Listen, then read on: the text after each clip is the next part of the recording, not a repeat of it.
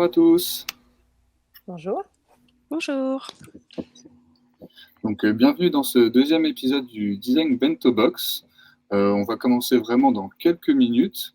Si vous le souhaitez, vous avez l'onglet sondage avec lequel vous pouvez participer et répondre aux petites questions qu'on vous pose. N'hésitez pas non plus à nous dire dans le chat comment vous allez, d'où vous venez. Et puis, on va commencer avec une petite présentation du laptop. Et ensuite, on enchaîne sur le déroulé. Donc, pour ceux qui ne connaissent pas, le laptop, qu'est-ce que c'est? Le laptop, c'est un centre de formation en UX. Notre constat de départ, ça a été créé en 2012 comme un coworking. Le but du laptop, c'était vraiment de transformer les entreprises par le design pour développer et faire évoluer les designers sur le plan individuel comme sur le plan collectif. Vraiment, pour nous, il était urgent de libérer les organisations et de transformer le travail, de faire évoluer la manière dont on travaille et dont on collabore ensemble. Notre credo, c'est vraiment de favoriser la diffusion des méthodes UX. Donc, c'est les méthodes qui sont comme la recherche utilisateur, vraiment toutes ces méthodes qui mettent l'utilisateur au centre des enjeux et des projets, au centre des entreprises. Et ça se passe par les méthodes du UX design, mais aussi les méthodes de design sprint qui changent la manière dont on fait des projets. Notre objectif, c'est d'accompagner tous les designers, pas seulement nos alumni, mais vraiment d'être un hub, un peu de référence pour tous les designers en France et pourquoi pas à l'étranger. C'est pour ça qu'on fait des événements, des webinaires, mais vous pouvez aussi retrouver nos articles, nos podcasts sur notre blog. On anime une communauté aussi d'experts et de passionnés. C'est une des plus grandes communautés francophones dédiées à l'UX design. On n'est pas la seule, bien sûr, mais on est une des plus grandes. Ça passe essentiellement par notre Slack, sur lequel on aide les designers, enfin les designers s'aident entre eux, répondent à des questions. On propose aussi des offres d'emploi et on aide des grands groupes à recruter leurs équipes projet. Voilà, là vous avez en vision un peu nos deux lieux emblématiques du laptop. Donc un qui est situé à Jourdain dans le 19e, un autre à Beaubourg dans le 4e arrondissement. Et bientôt, on espère un nouveau lieu à Marseille aussi. Rapidement, je passe en revue deux de nos formations principales. Voilà, il faut savoir qu'en tout, on a 11 modules, dont 2 parcours de reconversion, un programme aussi de mentorat. Et encore une fois, on accompagne des entreprises à travers le sprint. Les parcours de reconversion, ils sont deux. Donc, c'est le parcours Product Design et le parcours Design Management. Le parcours Product Design, il regroupe 5 modules. 5 modules et le parcours Design Management, il en regroupe 3. L'ensemble de ces modules sont accessibles sur des niveaux débutants ou experts. Le parcours Product Design, c'est vraiment pour apprendre toutes les méthodes de l'UX Design et devenir Product Designer, UX Designer, ou en tout cas s'orienter vers. C'est un parcours qui se déroule en 13 semaines avec 15 jours de formation, 2 jours de formation en Design Sprint, et ensuite c'est 90 heures de travail personnel. Vous avez différents modules dedans, l'UX de niveau 1, où on va vous apprendre toutes les bases de l'UX, l'UI de niveau 1 ou 2, où vous apprendrez à utiliser l'outil Figma en fonction de votre niveau. On a ensuite un module design émotionnel pour apprendre des outils tels que les cartographies d'expérience ou les services blueprint. Le design sprint et l'UX de niveau 2, qui est là est un projet personnel à mener de manière personnelle. On a ensuite le parcours design management, qui lui est sur 11 jours, qui est principalement une formation au sprint et à la facilitation. Donc le design sprint, c'est comment en 5 jours, on arrive d'une idée à un prototype testable et qu'on peut tester en 5 jours. Donc voilà, il y a 3 modules, la stratégie UX, le design sprint et sprint master et facilitation, où vous apprenez en fait à animer toutes les étapes d'un sprint. Toutes nos formations, alors actuellement le CPF, on est en cours, parce qu'on l'avait, mais on a perdu notre agrément malheureusement en décembre, mais on est en train de le récupérer. Et après, vous avez vraiment des financements qui correspondent à tous les types de statuts, que vous soyez indépendant ou en entreprise ou demandeur d'emploi. Qui sont nos apprenants? Très rapidement, on a des formations vraiment qui s'adressent à la fois des personnes en reconversion, aussi des personnes, des créatifs, donc des graphistes, des illustrateurs qui souhaiteraient se former à l'UX. On aide aussi beaucoup les métiers du web, développeurs, web designers, des chefs de produits qui veulent apprendre le sprint. Et enfin aussi tous les métiers du marketing, de la communication, du produit, de l'éditorial, qui peuvent apprendre des méthodes UX.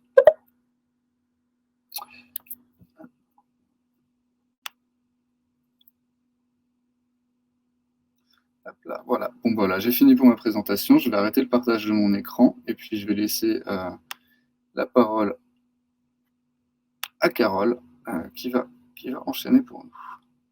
Merci à tous et bon visionnage. Bonjour à tous et à toutes, bienvenue.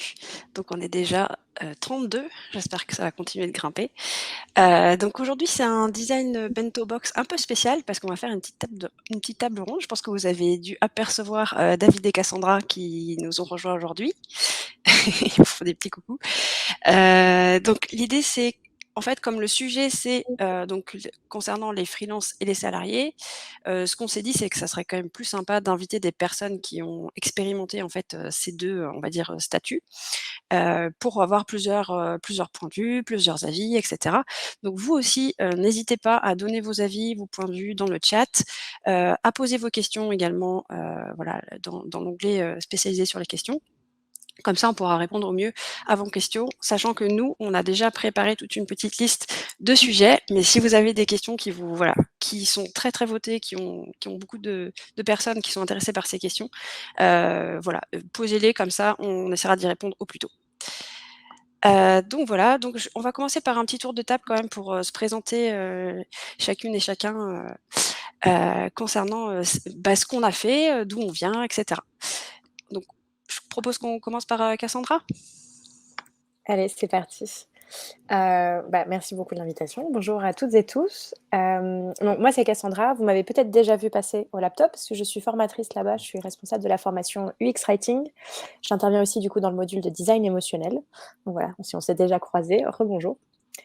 Alors moi, du coup, mon histoire très brève, on va dire, entre freelance et salariat. J'ai commencé en fait j'ai créé mon statut freelance parce que en fait, à l'époque, j'avais un contrat très très court à assurer avec une boîte qui par la suite m'a engagée en CDI et j'ai maintenu ce statut en me disant bon, ça pourrait éventuellement me servir. Et il s'avère que quand j'ai quitté cette même boîte suite à une envie de faire complètement autre chose qui était mon arrivée dans le monde de l'UX writing en fait, j'avais ce statut freelance qui m'attendait, qui était tout cuit et j'ai lancé vraiment ma vie de freelance il y a maintenant 3 ans et demi en UX Writing. Et là, en fait, maintenant, je suis senior UX Writer chez Criteo, que vous connaissez peut-être, 4 jours sur 5. Donc, et j'assure aussi les formations laptop un 5e de mon temps. Donc, en fait, j'ai vraiment vécu les 3 situations. CDI, freelance et maintenant, hybride entre les deux. Donc, ravie d'en parler avec toutes et tous. Super, chouette, merci Cassandra. David, tu veux partager ton expérience ? Voilà, moi c'est un petit peu différent. Bonjour à tous, David, Guy. Alors moi je bosse dans la data. J'ai été salarié pendant quelques années. Et puis il y a 4 mois, j'ai quitté le grand groupe qui fait du train en France, enfin oui à peu près, pour me lancer dans la belle histoire de l'entrepreneuriat et puis en freelance pour commencer. Voilà, donc j'utilise moi le design sprint plutôt sur du design sprint stratégie ou produit, mais orienté data. Voilà. Yes, synthétique. Super, merci beaucoup David. Et du coup, pour ma part, c'est vrai que j'ai aussi une expérience dans les deux. Donc j'ai commencé en tant que salarié, en CDI en fait, dans plusieurs entreprises pendant 6 ans sur Paris. Donc c'était des CDI. J'ai toujours été consultante, on va dire. Donc c'était soit des missions longues. La plus longue mission que j'ai fait, c'était quand même 3 ans. Soit des missions très courtes ou en agence, donc assez diversifiées également. Et puis, donc il y a 6 ans, j'ai décidé de me lancer à mon compte, de full freelance, on va dire. Donc voilà, connu aussi les deux situations. Alors du coup, la première question que j'aimerais poser à nos invités, c'est pour vous, quelle était le meilleur, la meilleure chose qui soit en fait dans les deux statuts? Est-ce que vous avez des choses à nous partager là-dessus? Vas-y Cassandra, je te laisse. Ça marche. J'ai mis 2 minutes à retrouver mon bouton de micro. Donc, tu essaies de sourire en disant « J'arrive !» Alors, de mon côté CDI, moi, honnêtement, ce que j'adore à l'heure actuelle, c'est bête, hein, mais c'est la gestion des congés payés et des vacances, parce que je trouve que c'est quelque chose qu'en tant que freelance, on a tendance à payer, vraiment. Il y a une sécurité de savoir que quand tu peux décrocher, c'est vraiment cette capacité de décrocher, que tout le monde le sache, et que surtout quand tu reviennes, il y a du travail qui t'attend. Moi, ça m'est arrivé, c'est la première fois que je suis partie vraiment en vacances en tant que free. Pendant un mois derrière, en fait, j'avais pas du tout assuré mon rebond parce que bon, personne me l'avait trop vraiment dit, c'était les débuts. Et j'avoue que ça paraît trivial, mais en fait, ça l'était pas du tout parce que un mois derrière, j'avais pas eu de mission parce que le temps de remettre en branle, de réactiver tous les contacts, etc., ça avait été vraiment super compliqué. Et outre les vacances, ce que j'aime beaucoup, moi, côté dans mon CDI, là, à l'heure actuelle, à Criteo, c'est l'opportunité, au vu de mon métier aussi, qui est un petit peu particulier, de grandir dans une équipe design qui soit fondée avec des membres avec lesquels on puisse progresser, toute la gestion de la formation professionnelle et vraiment de bâtir son expertise métier. En vrai, dans une équipe qui est solide et qui reste avec vous, c'est vraiment génial. Et ça, pour le coup, ça marche très, très bien.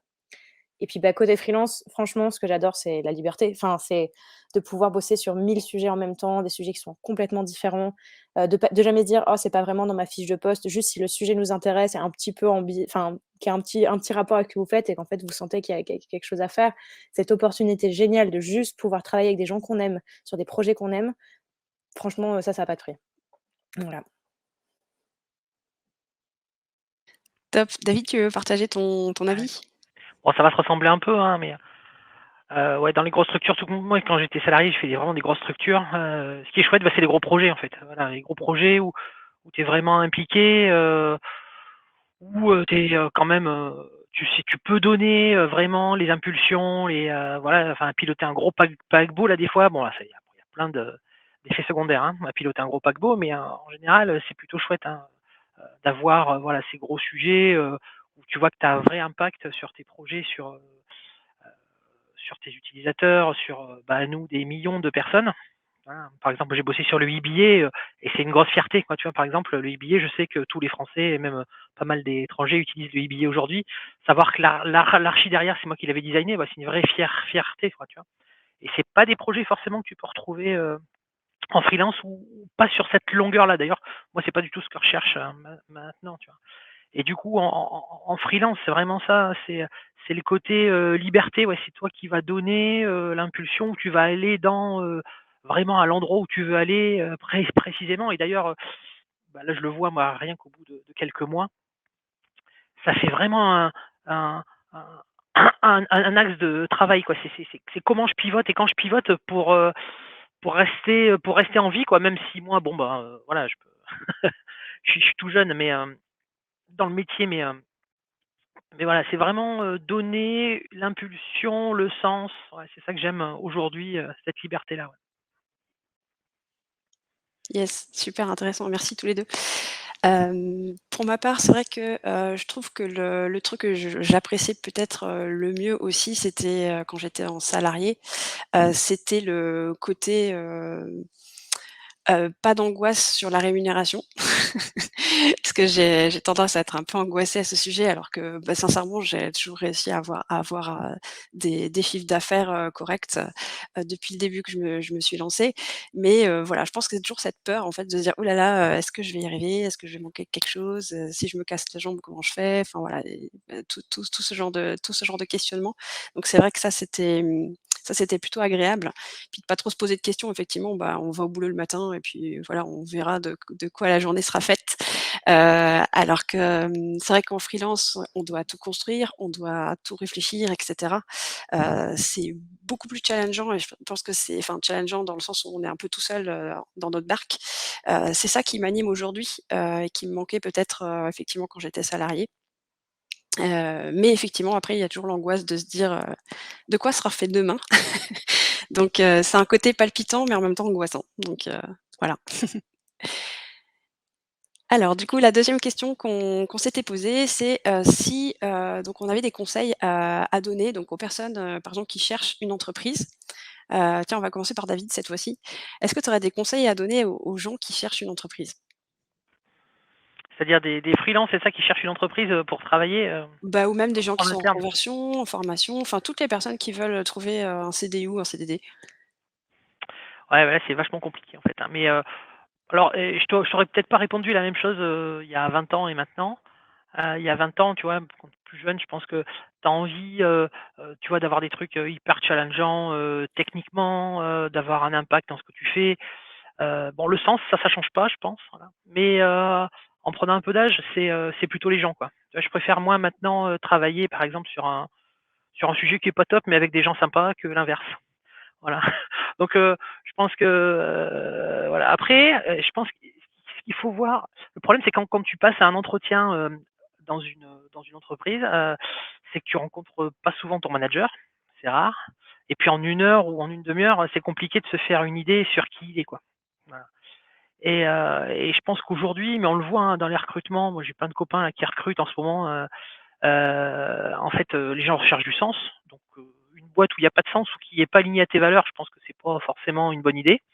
Tu vas peut-être pas y rester et puis, à côté de ça, heu, un endroit où il te semble, parce que c'est toujours difficile, hein, encore une fois, en un entretien, où il te semble que tu pourras grandir et potentiellement, aider à faire grandir d'autres. Voilà. À la fois techniquement, à la fois dans les postures, à la fois dans l'ouverture, dans plein de choses. Mais ouais, c'est de se dire que, ben, à cet endroit-là, je vais pouvoir être différent au moment où je vais ressortir par rapport au moment où je suis rentré et différent au sens, on va éviter le burn-out, quoi. C'est pas différent cassé. C'est différent, j'ai appris plein de choses et je veux encore en apprendre encore plus. Yes. Mmh. Ouais. Cassandra, tu voulais ajouter un truc? Oui, ouais, ouais, je voulais rebondir sur ce que tu disais parce que je suis assez d'accord. En fait, moi, je sais pas si je vais répondre vraiment à la question de façon très directe, mais en tout cas d'expérience, les meilleurs entretiens que j'ai jamais passés de ma vie, c'est ceux depuis que je suis freelance. Où en fait, j'ai toujours eu le choix entre faire une mission ou éventuellement vous faire recruter en CDI et je pense que c'est parce qu'il y a un changement de posture, en fait, qui est inhérent au fait d'être freelance et qu'en fait, vous pouvez complètement adopter si jamais vous cherchez un emploi en CDI. C'est qu'à partir du moment où je rentrais dans la pièce, enfin même, virtuelle, puisque beaucoup de recrutements sont faits, là, à partir du moment où vous rentrez dans la pièce, vous avez quelque chose à vendre, en fait. Vous avez une expertise à vendre, vous avez une expérience, vous avez un ensemble de sets et de skills qui sont monétisables et ça, c'est vrai pour un freelance, mais c'est aussi vrai dans un quand on est employé et on a tendance, enfin, moi, je sais, en tout cas, j'avais tendance à l'oublier sur les tout débuts. Je me disais, enfin, j'étais presque contente qu'on m'embauche en mode: «Ah bah, c'est génial», mais enfin non, on apporte quelque chose aussi et de la même façon, vous pouvez, en fait, comme ça, négocier, plein de choses, en fait. C'est vraiment c'est un rapport gagnant-gagnant, voire même, souvent, bah, on capitalise sur votre travail, hein, donc on revend votre travail malgré tout quand vous êtes dans une entreprise, donc il faut pas hésiter à demander certaines choses et surtout à voilà, avoir ce changement de posture et moi, vraiment, je sais que c'est un déclic qui s'est fait et qui, depuis ma enfin moi, par exemple, mon arrivée chez Criteo, ça a été une des arrivées les plus faciles, de ma vie professionnelle, je pense. Parce que justement, on était dans cette posture de, bah, on est mutuellement 2 professionnels qui vont s'apporter plein de choses, et qui, pour le coup, m'a énormément aidée. Et ça rejoint, bah, la question que me posait, Mélissa, notamment, qui me demandait si j'étais, donc en CDI à temps complet et à côté freelance et si je l'avais négocié. Et en fait, non, je suis en 4/5e chez Criteo et j'ai un jour, par semaine qui est dédié à d'autres activités, notamment les cours, au laptop. Et ça, en fait, oui, ça faisait partie des choses que j'avais négociées d'entrée, où je leur avais dit: «Bah, écoutez, j'adorerais travailler avec vous, mais comme une freelance, en fait, bah, j'ai que 4 jours de dispo par semaine parce que j'ai d'autres activités à côté, que je n'ai pas envie de laisser tomber pour une raison X ou Y». Et en fait, la conversation était très saine, très transparente dès le départ. On a parlé notamment rémunération dès le départ parce que, bah, comme une freelance, en fait, je lui ai dit: «Bah, j'ai fait mon étude de marché, au vu de ce que je peux gagner», enfin voilà. Et ce rapport de force, en fait, n'en est pas un, c'était vraiment un échange, mutuel et qui, pour le coup, peut aussi pas mal vous aider quand vous cherchez. Mmh. Oui, merci beaucoup à tous les 2. Je vous rejoins sur 2 points qui m'ont particulièrement marquée dans vos témoignages. David, tu as parlé des valeurs, donc moi je suis entièrement d'accord avec toi aussi, là-dessus. Trouver alors c'est vrai que c'est pas toujours facile, hein, quand, comme tu disais, hein, tu fais 1 heure d'entretien, tu as un peu de mal, mais des fois on ressent aussi la personne. Des fois se dire: «Bah, le poste a l'air génial, mais la personne que j'ai en face, qui va potentiellement être, dans mon équipe, je l'ai pas senti». Bon, c'est pas toujours bon signe. Mais voilà, peut-être essayer de s'écouter aussi, écouter son corps, son ressenti et cetera. Et puis je te rejoins Cassandra effectivement sur la posture. Moi, j'ai fait le même constat que toi, c'est-à-dire que quand j'étais en salarié en 2013, j'ai voulu, changer de travail parce que ça faisait longtemps que j'étais, dans la même boîte. Donc j'ai voulu changer de boîte et là, j'ai fait énormément d'entretiens. J'ai fait plus de 50 entretiens sur 1 an et demi, parce que, en fait, c'était une époque déjà, le design centré utilisateur, c'était pas du tout en vogue, on n'en parlait même pas déjà. Moi, j'étais ergonome à la base. Donc je rencontrais beaucoup de gens, en fait, qui me disait que il voulait travailler comme ça, c'est-à-dire pas voir d'utilisateurs du tout. Et moi, je disais, mais si, moi, je veux voir des utilisateurs. Et au début, je disais oui à tout. Je disais, bah oui, d'accord, je vais vous écouter, je vais faire ci, je vais faire ça, mais j'étais pas naturelle, j'étais pas moi. Du coup, ça matchait pas assez. Il y avait un truc qui coinçait. Et au bout d'un moment, sur les entretiens, j'en ai marre. J'ai fait bon, de toute façon, perdu pour perdu. De toute façon, j'arrive même pas à décrocher un job, donc je vais vraiment dire ce que je pense. Et du coup, ça a vraiment tout changé parce qu'il y a des entretiens qui n'ont pas du tout marché, mais on a tellement eu un échange riche avec ces personnes-là que des fois, des années après, on s'est rappelé et se souvenait encore de moi. Et franchement, c'est hyper fort de se dire, bah tiens, assumer ce qu'on veut faire, ce qu'on veut mettre en place pour l'entreprise.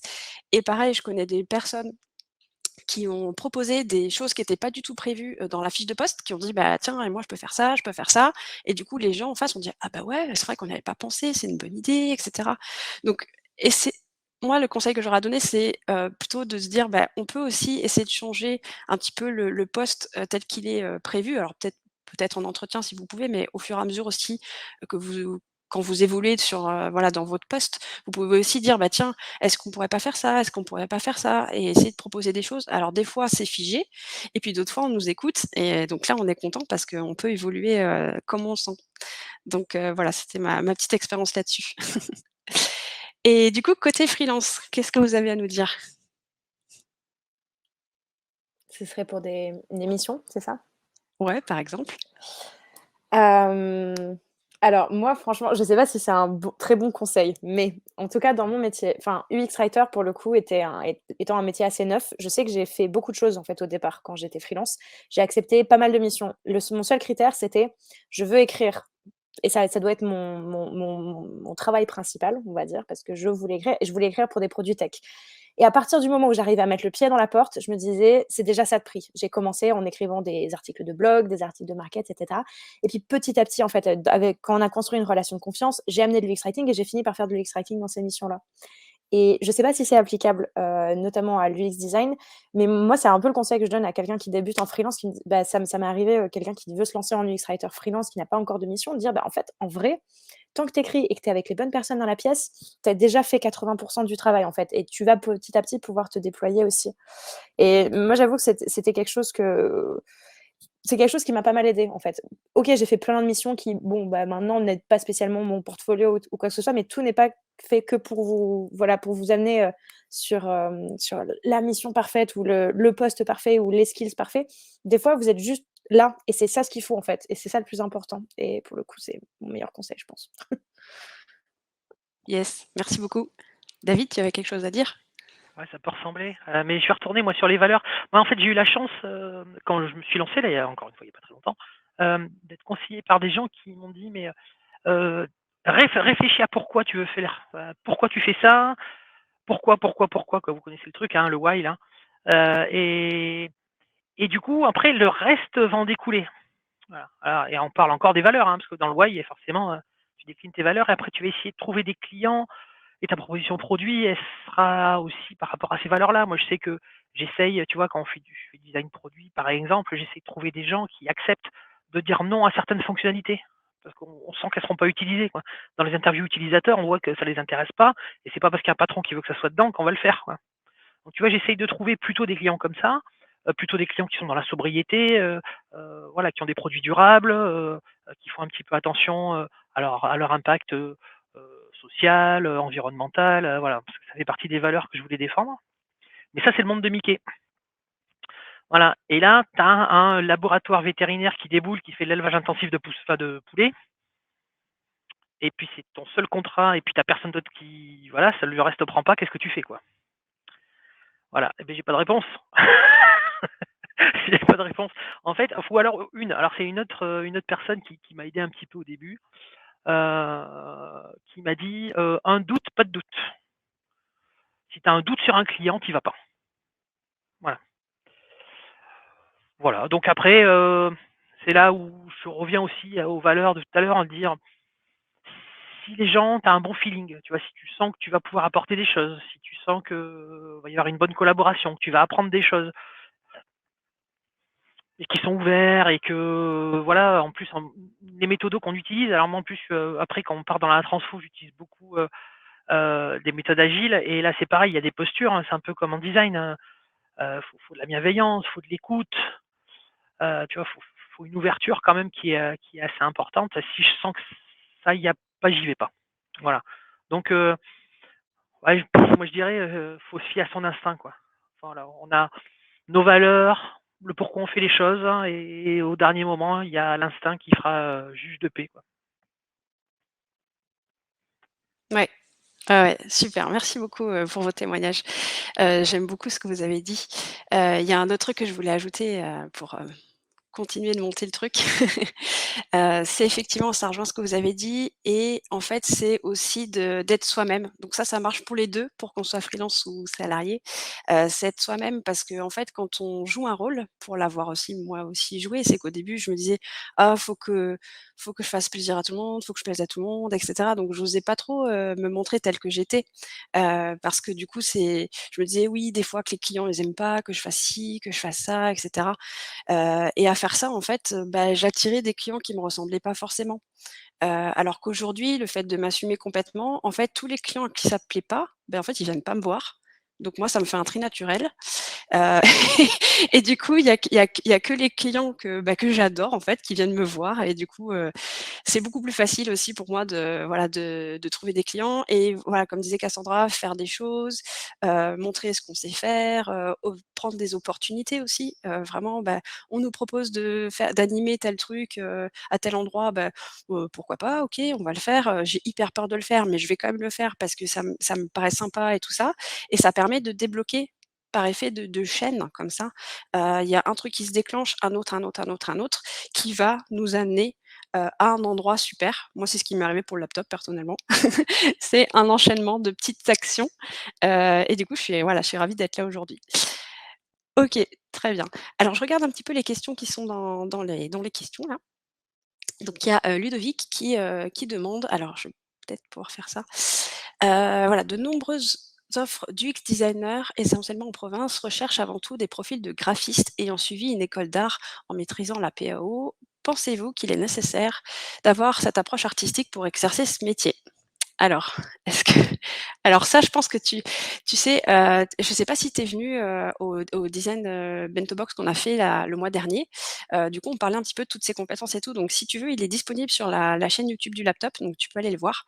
Mais je vais laisser, nos invités, déjà, dire ce qu'ils en pensent. Je peux y aller si jamais, tu Vas-y. veux. Alors, moi, pour le coup, en tant que UX writer, j'ai fait donc de l'UX design, mais je n'ai pas du tout la compétence, artistique. Enfin, disons que je n'oserais jamais faire payer qui que ce soit pour la compétence artistique que j'ai, parce que ce serait une arnaque totale. Mais ça, c'est quelque chose que j'annonçais, en fait, directement dans ma mission et en fait, j'avais tendance à enfin, quand on faisait les premiers appels préliminaires, j'expliquais bien, en fait et très clairement, je leur disais: «Moi, je peux aller avec vous jusqu'à tel livrable» et en fait et vraiment, je m'arrêtais en définissant bien, cette séparation et ça n'a jamais gêné spécialement mes clients parce qu'en fait, on se rend compte que les clients et je pense que c'est enfin, ça rejoindra sans doute ce que vous disiez, mais les clients qui cherchent, en fait, une approche, graphique, ils vont chercher, un directeur artistique ou et cetera et qui demandent à la place un UX designer, c'est soit des entreprises qui n'ont pas suffisamment de maturité au design, en fait, pour comprendre que ce sont 2 besoins qui sont complètement différents ou alors c'est quelqu'un qui cherche un mouton à 5 pattes. Et donc, dans le premier cas, en fait, ce sera pas pertinent d'aller travailler pour eux parce qu'en fait, c'est des gens qui n'ont pas compris la différence entre les 2 matières. Donc, soit tu peux prendre, avec toi le fait de faire de l'évangélisation, d'amener les clients, de reformer la mission avec ces personnes-là. Mais bon, bah, potentiellement, tu peux t'exposer aussi à pas mal de déceptions du côté de ton employeur, enfin de ton client et ça arrive, mais il faut gérer, en fait, cette, «déception» entre guillemets, enfin vraiment juste en accompagnant. Soit de l'autre côté, si les personnes recherchent un mouton à 5 pattes, tu peux, en fait, dire: oui, je suis un mouton à 5 pattes. Par contre, je suis pas magicien, en fait. Je peux toucher à peu près à tous ces domaines, mais voilà le volume, en fait, avec lequel je peux arriver sur ces métiers-là et donc c'est encore une fois, ça rejoint un peu ce qu'on disait tout à l'heure, c'est que plus tu es transparent sur, ce que tu peux faire et jusqu'où tu peux aller et surtout, plus tu fais ça de façon proactive, en fait, en disant: «Bah, écoutez, vous et moi, on va revoir la mission, on va la recadrer, on va reprendre les éléments, je vais pouvoir vous amener jusque-là. Est-ce que c'est quelque chose qui vous convient?» mieux ce sera, accepté, en fait et ça se fera de façon assez naturelle. Je sais pas si vous voulez, compléter, Mmh.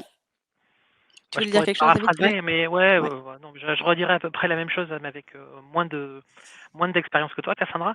Mais, le truc, ouais, par exemple, moi aussi, hein, alors par contre, moi, je suis vraiment une brêle, hein. C'est-à-dire que moi, la maternelle, j'ai pas failli la passer, hein, parce que j'arrive même pas à couper un truc droit, donc faire un dessin, vous imaginez bien.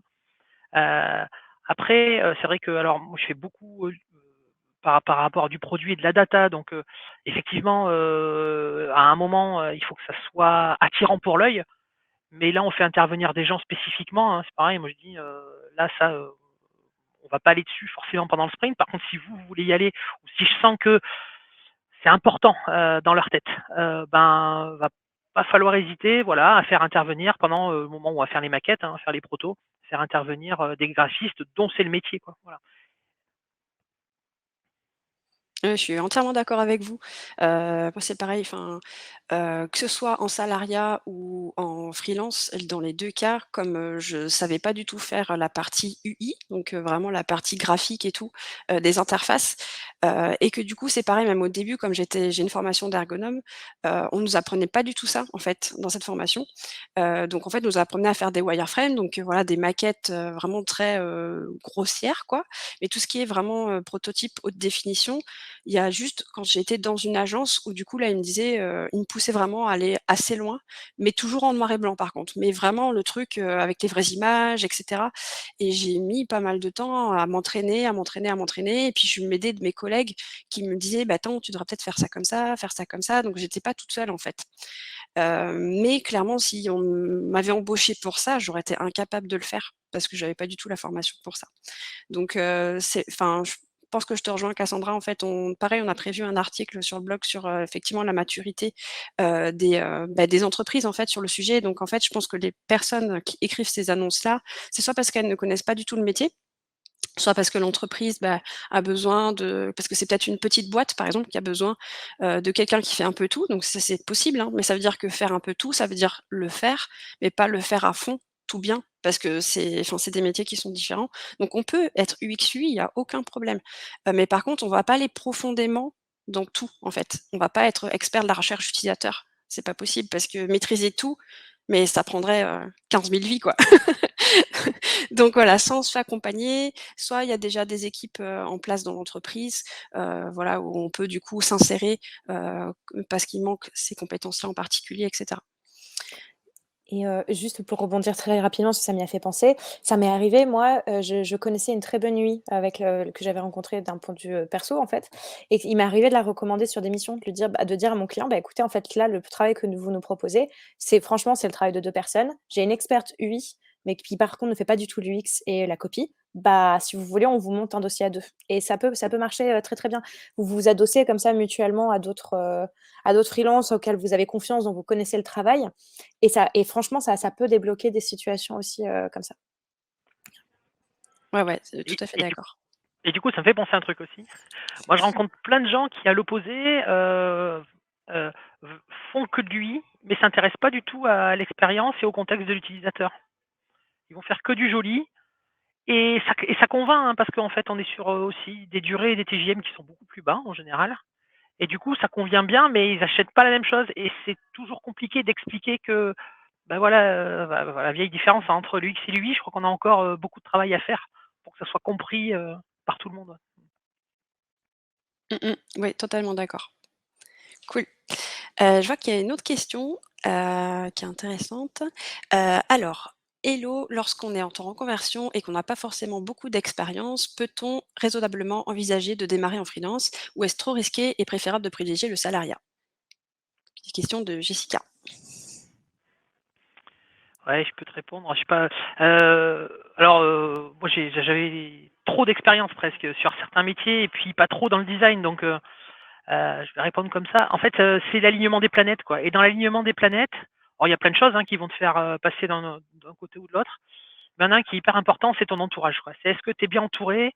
Est-ce que tu as des, on va dire partenaires, mais c'est plutôt presque des connaissances, des gens de confiance avec qui tu peux travailler, qui peuvent, tu vois, vraiment, t'aider, au quotidien et te faire grandir aussi au quotidien. Parce que je pense que tu apprendras, il me semble, beaucoup plus vite en tant que freelance qu'en tant que salarié. On apprend beaucoup plus vite. Voilà. Mais parce qu'il y a plus d'expérience, c'est plus riche, on rencontre plus de monde, voilà, donc il me semble qu'on apprend plus vite, ouais. Donc ouais, enfin, hésite pas, quoi. Si tu es bien entouré, hésite pas. Ouais, et pour rebondir sur ce que tu dis, je suis assez d'accord. Moi, pour le coup, j'ai vraiment sauté le pas. C'est-à-dire que quand j'étais dans mon ancien métier, j'étais, ce qu'on appelait, je ne sais même plus du nom, je crois que c'était programme manager. Mais en fait, en gros, ça veut dire que des grands groupes du CAC 40 venaient voir l'agence dans laquelle on était, avaient des problèmes et nous, on résolvait ces problèmes de façon UX. Donc en fait, c'est génial parce que j'ai touché au design, systémique, au design, d'interface. Enfin, on a fait plein, plein, plein, plein de choses et donc c'est là où j'ai appris, l'UX, vraiment dans cet environnement. Mais quand j'ai décidé d'être UX-writer, c'est un métier qui n'existait pas du tout en France. Enfin, si, on était 3 et j'avais bu un café avec ces 3 personnes avant de me lancer, pour vous dire à quel point c'était facile, hein, voilà. C'était un métier qui n'était pas du tout compris par, enfin, voilà, par cet environnement et cetera et c'était un métier que j'avais terriblement envie de faire. Donc là, dans cette et pourtant, en fait, on pourrait se dire: «Bon, bah, OK, il faut que je trouve un poste en UX-writer et cetera». Sauf que faut se dire un truc, c'est que surtout sur nos métiers, si à l'heure actuelle, si des équipes cherchent un UX designer ou un UX writer en entreprise, ils seront sans doute beaucoup, beaucoup, beaucoup plus regardants que s'ils cherchent un freelance. Je m'explique. Parce que sur ce type de métier-là, si jamais ils veulent mettre un chèque pour embaucher quelqu'un en long terme, souvent ils cherchent des seniors parce qu'ils cherchent à structurer en fait toute leur équipe autour de ces nouvelles méthodes, autour de cette nouvelle méthodologie, et cetera. En tant que freelance, vous pouvez arriver en disant: «Bah, OK, j'ai pas beaucoup de portfolio, par contre, j'ai toutes ces expériences-là qui gravitent, j'ai mes méthodos et puis, bah, on va faire un essai sur une mission, en fait, ensemble». Et en fait, c'est encore une fois, c'est un positionnement qui est différent, mais qui vous permet, vous, en fait, de gagner très, très vite, bah, comme le disait David, en expérience, en fait, très facilement. Parce qu'en fait, vous devez vraiment tout gérer, mais il faut vous considérer vraiment de façon, holistique, quoi. Vous arrivez vraiment avec le package complet en disant: «Bon, bah, pour cette mission-là, OK, on va travailler comme ça». Hem et voilà et les attentes qui sont en CDI, souvent, sont très différenciées. Enfin, vraiment, moi, je le vois à l'heure actuelle en UX writing, parmi mes élèves qui se reconvertissent et qui passent soit en freelance, soit en CDI. En CDI, même pour des gens qui ont de l'expérience et de l'expérience qui est franchement pertinente au métier, c'est très, très compliqué à l'heure actuelle parce que les équipes en CDI cherchent des profils seniors, des gens qui ont 5-10 ans d'expérience dans le métier. Voilà et donc ça, pour le coup, la compétition, elle est très particulière, elle est beaucoup plus complexe et moi, je vous conseillerais aussi, comme David, si vous êtes bien entouré, de vous lancer freelance, sans hésiter, franchement. Mmh. Super intéressant pour, vos retours. Donc oui, pour te répondre Jessica, enfin je te connais un peu parce que, tu as fait le parcours, product designer. Donc je sais que déjà que tu as un très beau projet à montrer parce que tu l'as réussi avec brio, voilà, pour te lancer. Donc effectivement, je pense que suis ton cœur déjà, je pense, par rapport à ce qui te fait envie, parce que si c'est vraiment le freelance qui te plaît et qui t'attire, alors que le salariat t'attire pas trop, bah, du coup, tu vas peut-être te dire: «Bon, bah, je fais du salariat parce qu'il faut», mais enfin, tu vois, tu vas un peu peut-être traîner des pieds. Donc suis ton cœur par rapport à ce que tu voilà, ce qui te plaît le plus, sur le papier en tout cas. Mais je vous rejoins tous les 2. Je pense qu'il y a des opportunités parce qu'en ce moment, l'UX design, il y a tellement de demandes. Il y a tellement de demandes. Faut y aller parce que faut tenter et puis franchement, si ça marche pas, c'est pas grave. Franchement, maintenant, se lancer en freelance, vous vous mettez en micro-entreprise, ça prend 5 minutes, ça coûte 0 €. Si vous avez du chômage ou des choses à côté qui vous permettent, voilà, de subvenir à vos besoins, foncez parce que franchement, si vous testez, si ça marche pas, ça marche pas, vous reprenez un CDI derrière, c'est pas grave. Au moins vous avez tenté quelque chose qui vous fait plaisir. Je pense pas qu'il y ait de gros il y a pas de gros risques et de gros engagements en tout cas à faire ça. Ouais, puis en plus, je trouve aujourd'hui sur un CV, le fait que tu aies essayé de faire toute seule, que tu te sois lancée dans un truc, que tu aies pris des risques, en fait, ça se valorise beaucoup plus qu'un poste en plus, quoi. Donc de toute façon, même si toi tu trouves que ça marche pas, machin, que tu y arrives pas, bah, tu auras appris plein de choses et ça sera encore plus valable sur le marché du travail. Mmh. Mmh mh. Complètement. Il y a un petit caveat, je pense, juste à ça, pour que tu te lances dans les meilleures conditions. Donc, comme David le disait, être bien entouré ou alors, voilà, aller poser des questions dans des communautés, et cetera, si tu as pas des gens dans ton entourage. Mais c'est surtout, faut apprendre à se vendre et c'est ça le plus important, en fait, en tant que freelance. Tu peux pas te mettre en freelance et espérer que les missions vont venir à toi, en tout cas les premières. Il faut vraiment, vraiment et pour moi, ça a été ultra compliqué au départ parce que je déteste ça, honnêtement. Mais, c'est, aller faire des posts sur LinkedIn, aller bosser son site, écrire des articles, faire du pro bono sur des petites assos, des trucs comme ça. Enfin, il faut abattre ce travail-là et parce que la première marche, elle est un peu compliquée à passer. Mais en fait, une fois que tu es lancé dans cette dynamique-là, tu vas voir que les missions viendront à toi et comme le disait Carole, elles seront pré-triées parce que tu auras affirmé, en fait, une personnalité, une façon de bosser, plein, plein de choses qui, en fait, te permettront derrière de trouver des missions qui décolleront. Mmh. Oui, Ouais, entièrement d'accord. Oui, pardon, David? ouais, Cassandra, cette première marche là, ouais, ouais, je suis en train d'essayer de la grimper, hein. Et c'est vrai que c'est hyper dur en fait. C'est hyper dur, tu doutes tout le temps en fait. C'est hyper dur, mais il faut pas s'arrêter, je pense. Voilà. Ouais. Je vous dirai ça dans quelques mois. Ouais, ouais, non, c'est sûr et je rejoins effectivement ce que tu disais Cassandra, c'est, hésitez pas surtout, aussi à participer à plein de choses. Il y a des after work, il y a des trucs et cetera. Vous allez à tous les trucs au début, parce que vous allez vous montrer, les gens vont vous voir 1 fois, 2 fois, 3 fois et puis après ils vont vous appeler naturellement.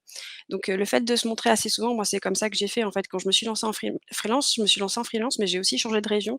Je suis allée dans une région où je connaissais absolument personne, donc je me suis dit: «Bah, faut que je me fasse des amis et puis en plus il faut que je trouve des clients, comment je vais faire?» Donc du coup, je suis allée dans plein d'événements et c'est ça qui m'a fait, des événements que j'ai faits et je me suis fait aussi des amis via ces événements-là, quoi. Donc c'est assez fort de ce côté-là et puis effectivement, comme tu disais David, bien s'entourer aussi, et puis pas penser que les autres sont concurrents aussi parce que je pense qu'il y a aussi un truc là-dessus, quand on est freelance, c'est qu'on a l'impression que, bah, tiens, «Ah tiens, il y a tel autre UX designer qui travaille juste à côté de chez moi» et cetera, c'est-à-dire qu'on est concurrents. En fait, non, vous avez pas du tout les mêmes personnalités, donc vous allez pas attirer les mêmes clients. Donc vous êtes complémentaires et vous avez plein de choses à vous apporter. Donc ça, je pense que ça c'est aussi si vous êtes dans cette dynamique d'ouverture aux autres et cetera, si jamais il a pas le temps, il va vous refiler des trucs, vous allez refiler des trucs. Donc voilà, faut avoir cette intelligence-là aussi de se dire d'ouverture, vers les autres, pour, justement attirer aussi des bonnes personnes, sympathiques. Aujourd'hui, moi, mon plus gros concurrent identifié au début, c'est mon plus gros apporteur d'affaires en définitive. Ouais, c'est vrai, hein. Ouais et nous, c'est pareil, on a une communauté d'UX writers, française du coup, qui aurait pu au départ, quand il y avait pas beaucoup de missions, on aurait pu se dire: «Oh là là, mais il y a vachement de compétition», mais en fait, mais pas du tout. On s'est tellement serré les coudes qu'en fait, maintenant, on fait tourner toutes les missions parce que, bah, on est tous surbookés parce qu'il y a pas assez d'UX writers en France. Donc si vous voulez devenir UX writer, c'est le moment. Mais en fait, on fait tourner toutes nos missions.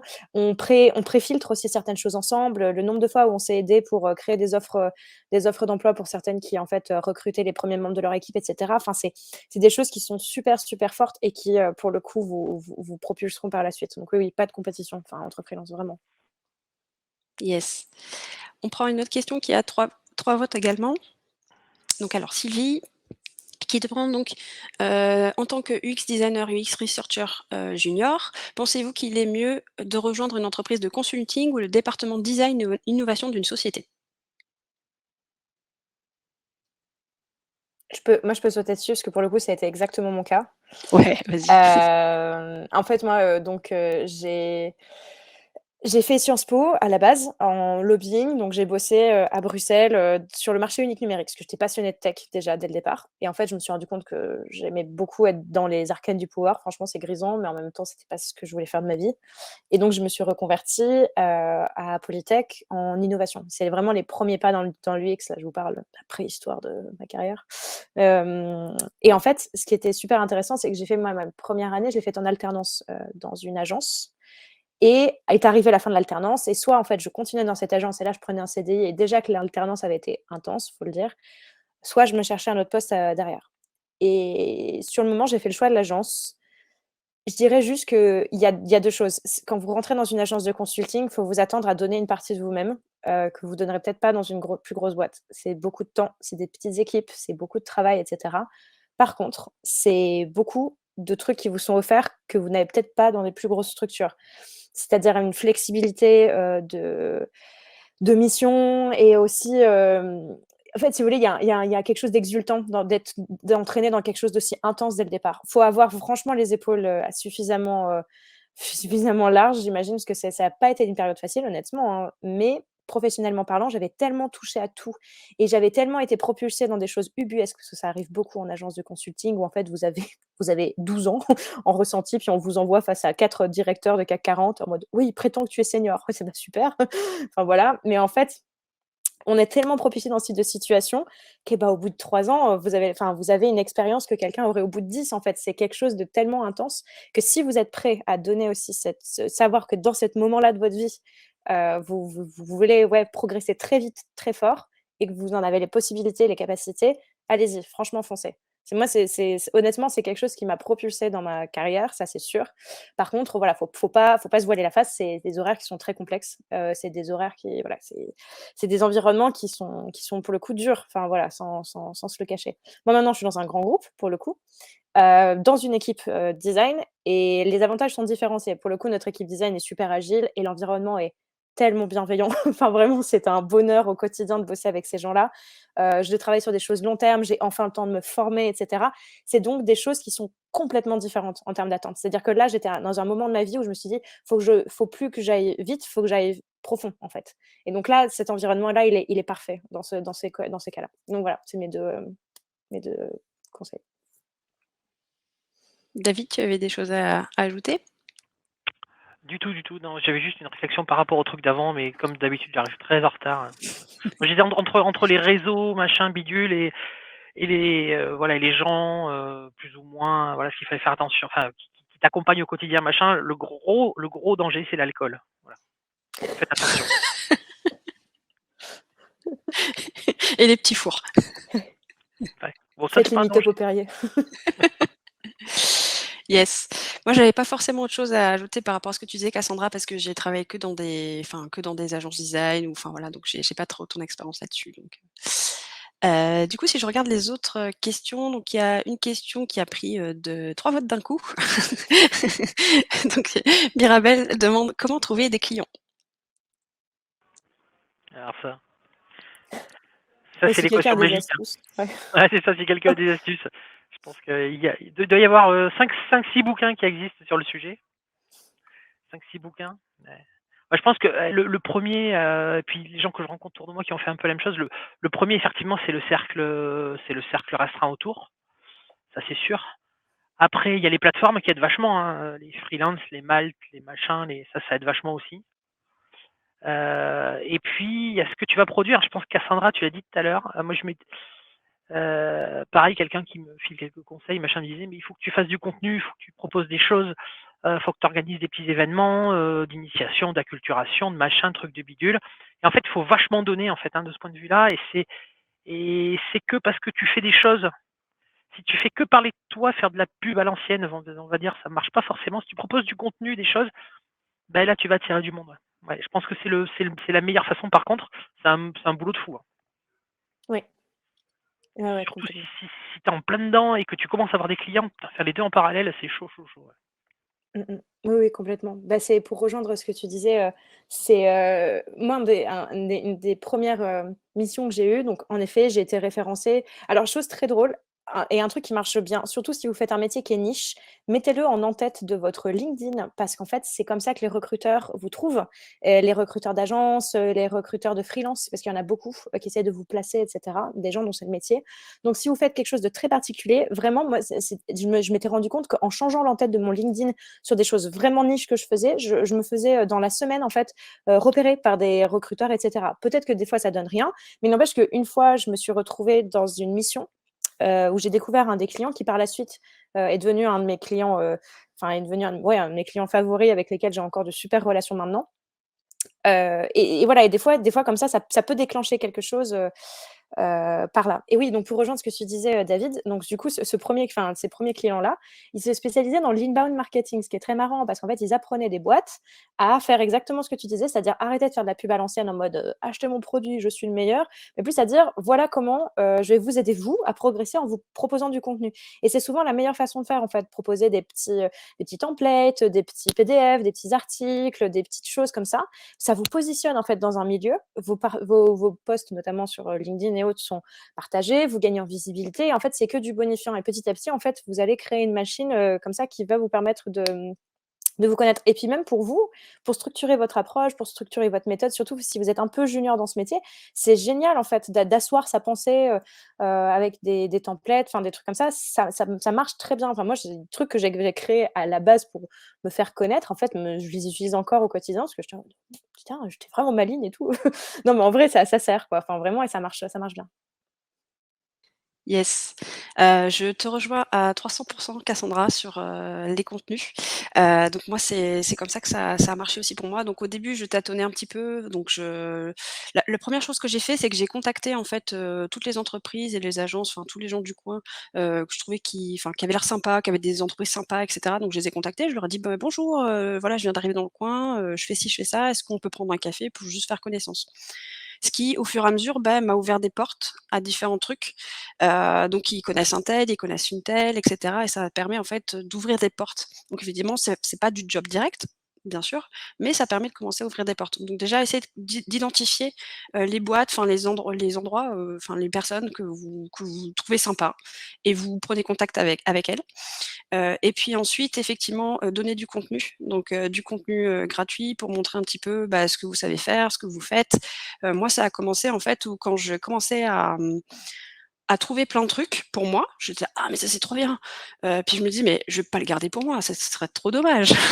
Donc du coup, je le partageais et après au fur et à mesure, bah, ça a commencé à créer une communauté de gens qui commençaient à me suivre et cetera, et maintenant je fais 0 commercial. En fait, les gens viennent me voir et me disent: «Bah, tiens Carole, je sais que tu fais ça, est-ce que, tu serais dispo pour telle mission?» et cetera, et en fait, maintenant qu'il y a que ça.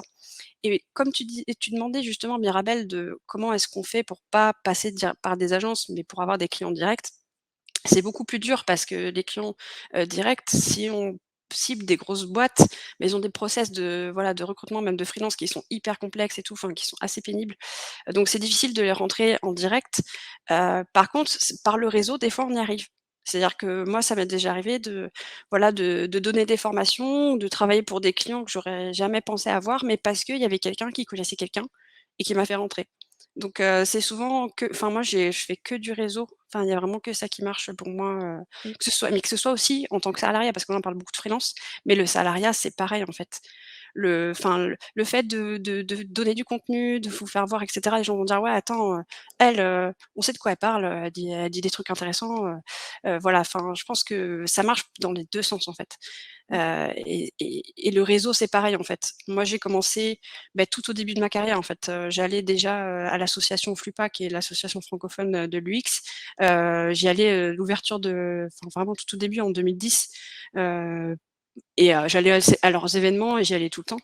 Et ça me permettait en fait, d'apprendre. En fait, j'y allais dans un but d'apprendre parce qu'il y avait plein de personnes vachement plus expérimentées que moi, et j'ai appris énormément de choses. J'ai participé à des ateliers et tout, j'ai appris mais tellement de choses, et c'est ça, après tu recroises 15 000 fois les mêmes personnes et après ça devient tes copains et tu te refiles des trucs, voilà.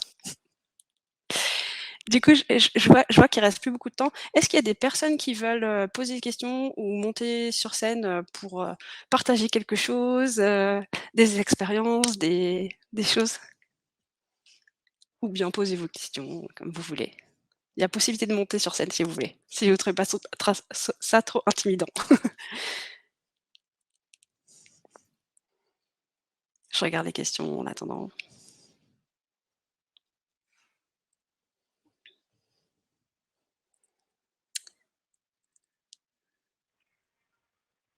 Hop, OK. Alors s'il y a pas d'autres questions, alors je regarde un petit peu. J'avais Heu, si oui? tu veux, sur, la partie, un site web, parce que j'ai pareil, j'ai vu la différence, avant et après le site web, en fait, vraiment.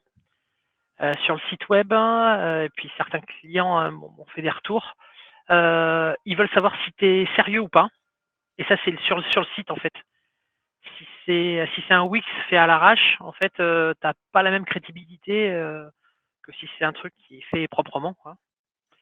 Voilà, ils vont savoir aussi si, un peu tes valeurs humaines, et c'est vrai que, tu vois, moi, le gars qui m'a fait mon site, il m'a dit: «Mais il faut vraiment que tu écrives un peu ton histoire, machin truc bidule». Parce que, et effectivement, j'ai mes clients qui m'ont dit: «Beh, je l'ai lu». Je l'ai lu et c'est pas ce qui m'a convaincu, mais disons que ça m'a convaincu de pas partir, quoi, de continuer. Voilà. Et le dernier truc auquel je suis confronté là, pour, tu vois, des clients, alors nos clients, ils ont jamais le temps, hein, faire des sprints, hein, se mettre, voilà, même des fois 3 heures ensemble, c'est compliqué. Et donc en amont, on va faire pas mal de questionnaires un peu en ligne, et le fait d'avoir un site dans lequel tu fais tes questionnaires, tes retours, plutôt que d'utiliser du Google Form ou machin, bah, pareil en crédibilité, en en sécurité des données, voilà, les clients préfèrent. Voilà. Oui, complètement. Ça fait partie de mes grands chantiers du moment aussi, c'est de refaire mon site web. N'allez pas regarder mon site, il est pas très très joli. Mais oui, c'est clairement un plus. Déjà, en plus, en tant que UX designer, enfin, dans nos métiers, en fait, on va dire en général, on travaille quand même beaucoup sur le web, beaucoup en interface. Donc, c'est quand même, on a le médium qui est parfait pour exprimer aussi un peu ce qu'on a fait, comment on veut le mettre en forme, etc. Et oui, et comme David dit, il y a plein d'utilisations sur un site web qui marchent bien. Truc bête, mais avoir votre propre nom de domaine avec votre adresse mail attachée. Moi, par exemple, mon adresse pro, c'est contact@cassandradeliby.fr. Bah, tout de suite, c'est super classe. Non, mais on va dire que c'est un peu plus pro que cassandra.deliby@gmail.com, par exemple, ou des choses comme ça. Ça coûte pas grand-chose. Et ça vous permet aussi de vous asseoir, même si vous sentez, au départ, vous vous dites, oh, mais j'ai peut-être pas la légitimité, etc. C'est pas grave. Partez du principe que vous l'avez et faites votre site et faites votre environnement web comme si vous étiez le meilleur designer du marché. Vraiment. Et parce que, et c'est ça ce qui va petit à petit vous aider et ça marche très très bien. Mais c'était Rémi aussi qui avait fait une intervention au laptop qui parlait sur son site, il mettait à disposition à la suite d'une mission, il proposait de remplir au client un petit questionnaire de comment ça s'est passé, etc. Et je crois que c'était s'ils acceptaient que ce soit partagé, c'était immédiatement mis sur son site. Notamment, il demandait comment s'est passée notre mission, un petit témoignage, tac tac, ça se remplissait en 2 secondes et ça partait sur le site. Tout de suite, comme tu dis, c'est ultra pro, c'est super léché, etc. Ça marche bien. J'avoue, méga classe. Voilà, les classes, mais tout de suite. Ah non, il y a Jordan qui a partagé mon site. Non, n'allez pas, s'il vous plaît. Merci Jordan. Ouais, je vous rejoins aussi là-dessus. C'est vrai que je pense pas que ce soit forcément indispensable, mais je pense que ça fait un peu la différence. Parce que moi, le nombre de personnes quand je leur dis je les ai jamais rencontrés, ils me disent: «Bonjour, voilà, c'est machin qui m'a parlé de vous, je suis allé voir votre site, ah oui, ça m'a rassuré». Enfin, du coup, en fait, ils me disent que ça les rassure et du coup, ils voient aussi en fait, c'est pas mal aussi parce que, par exemple, ils sont rentrés par un biais, ils disent: «Bah tiens, je veux, quelqu'un qui fait du design» et puis quand ils vont sur mon site, ils voient que je fais aussi d'autres choses. Je fais aussi de la facilitation et cetera. Donc en fait, ça permet aussi de montrer que je fais d'autres trucs, donc potentiellement, ils peuvent aussi parler de moi ou me commander d'autres typologies de prestations. Donc du coup, moi je trouve ça pas mal et puis si vous voulez aussi vous exprimer, partager du contenu et cetera, par exemple, vous voulez ouvrir un blog, mais vous pouvez aussi le faire sur votre site directement, comme ça vous ramène du trafic. Et puis si vous avez peur au début de faire un site trop compliqué ou que vous savez pas trop comment faire, vous pouvez déjà commencer juste par une page toute simple. Vous avez par exemple des logiciels d'emailing, je vous mettrai le lien dans le chat, mais moi par exemple pour mes emails, pour ma newsletter, j'utilise MailerLite où en fait je peux aussi construire juste une landing page. Où du coup les gens ils voient juste une page avec, quelques informations et je l'ai déjà fait par exemple pour des événements que j'ai organisés. Je fais juste une landing page, toute simple et c'est des trucs qui sont hyper faciles à faire, c'est juste des blocs à déplacer et cetera et c'est gratuit parce que du coup comme c'est un truc d'emailing en fait, c'est si vous avez en dessous de 1 000 abonnés, bah, c'est gratuit. Du coup ça vous permet quand même de faire un site super facilement et potentiellement récupérer des adresses mail de personnes qui sont intéressées ou des choses comme ça. Donc ça peut être un truc pour commencer si vous osez pas trop, si vous êtes pas sûr de rester en freelance ou quoi, vous pouvez commencer par un truc très simple et après, investir plus tard dans un vrai site, quoi. OK, je vois qu'il est 59. On est pas mal. Est-ce qu'il y a d'autres questions ou est-ce qu'on s'arrête là? Hop, je regarde un petit peu vite fait. Je pense qu'on a balayé quand même pas mal de vos questions, c'est cool. Il y a une remarque sur MailerLite. Ah! Et c'est RGPD, ça améliore vite. Ah ben oui, justement, c'est RGPD parce que si tu demandes, l'adresse mail, moi par exemple, je m'en sers pour récupérer les adresses mail pour ma newsletter. J'explique bien que c'est pour ma newsletter et en plus, il y a un double opt-in. Donc en fait, ils doivent aussi valider via leur mail pour être sûr qu'ils ont bien compris que c'était pour ma newsletter. Bien sûr, il faut faire attention, mais tout est réglé. Ça, c'est des réglages et des machins. Mais si vous voulez juste faire une landing page sans récolter d'adresse mail, il y a pas besoin. Je vais vous mettre ça dans le chat tout de suite. Hop.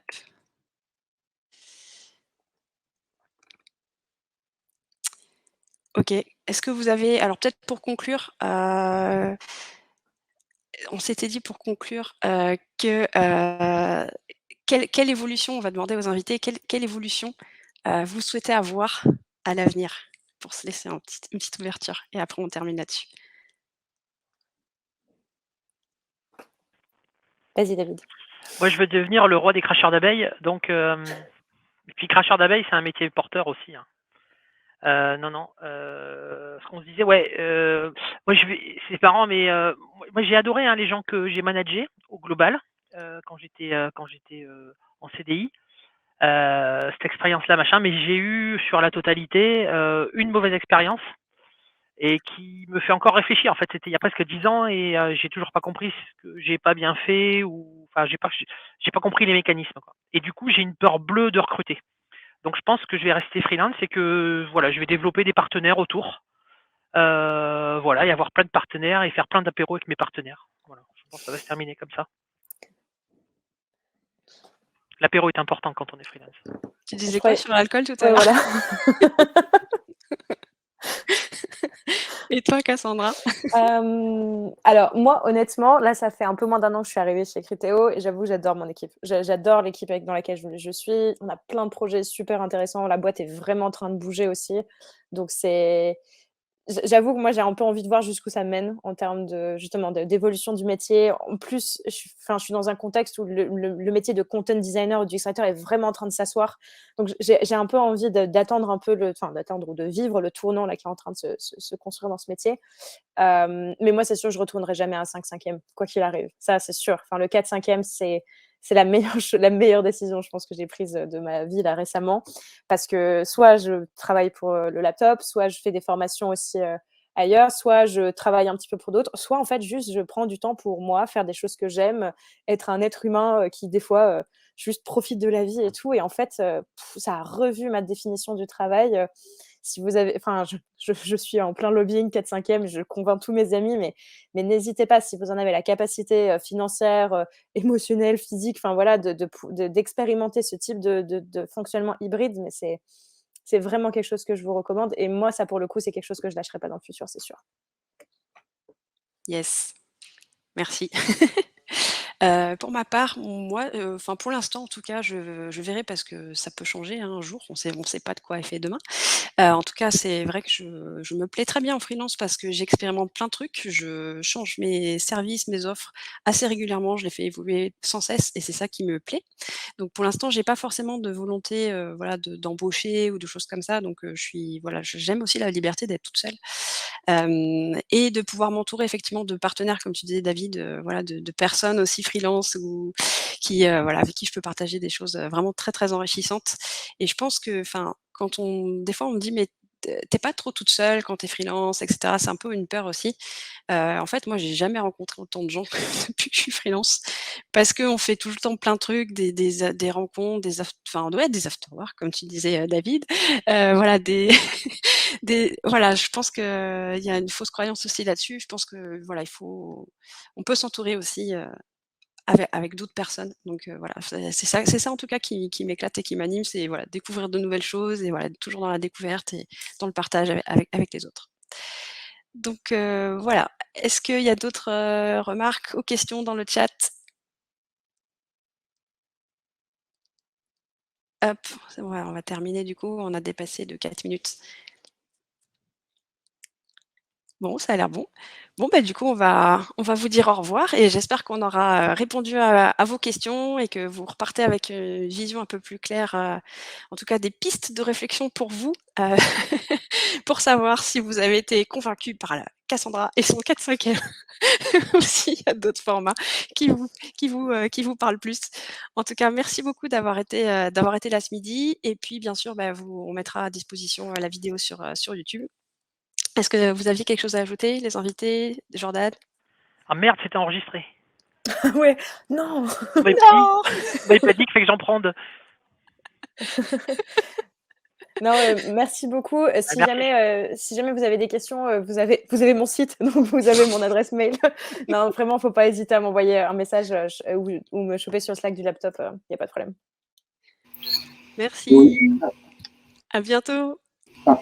Pareil, je me permets juste, au cas où pour ceux qui sont encore en ligne, n'hésitez pas si vous avez des sujets que vous voulez qu'on traite dans les design bento box à nous en parler directement sur Slack, dans le chat là, ou voilà, nous envoyer un mail au laptop et on essaiera de trouver des sujets qui vous plaisent. Yes. Merci à tous. Merci, Merci Jordan. à vous trois d'avoir été là. Bonne journée. Au revoir. Salut, bonne journée.